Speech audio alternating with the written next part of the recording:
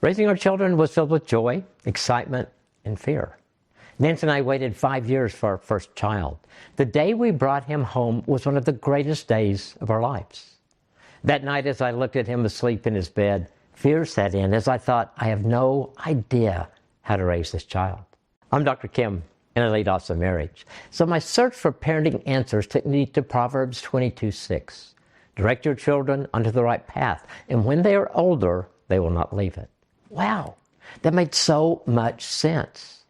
So Nancy and I committed to pray for him, to surround him with Christian friends and families, to be in a good Bible-teaching church, and with God's help, to be role models that honored our faith. Then I wondered if we did all of the above, would that guarantee that our children would live the life that God designed for them? And then my mind raced to Christian couples we knew whose children were choosing their own path instead of God's path for their life. Then I thought of examples from the Bible, and I thought all the way back to Adam and Eve as one of their sons murdered the other. What was wrong here? It seemed like these parents were trying to do the right things, all of them.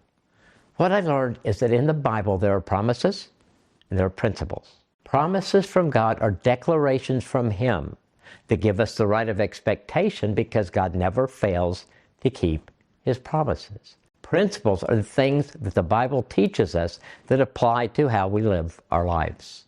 God's promises tell us what God will do. Well, His principles or what God says we should do.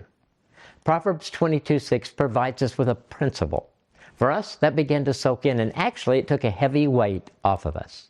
Nancy and I were to teach and train our children in the ways of God.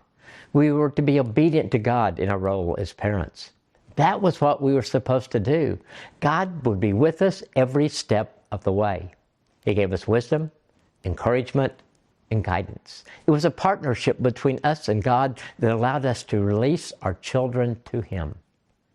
It became clearer and clearer to Nancy and me that God really did love them more than we did. We realized we never had sovereignty over our children in the first place, but God did. He would complete them in the plan that He used to help us begin. So if you're a parent, your part in training up a child in the way he should go is to follow God. Then teach your child about following God and trust God to complete the rest.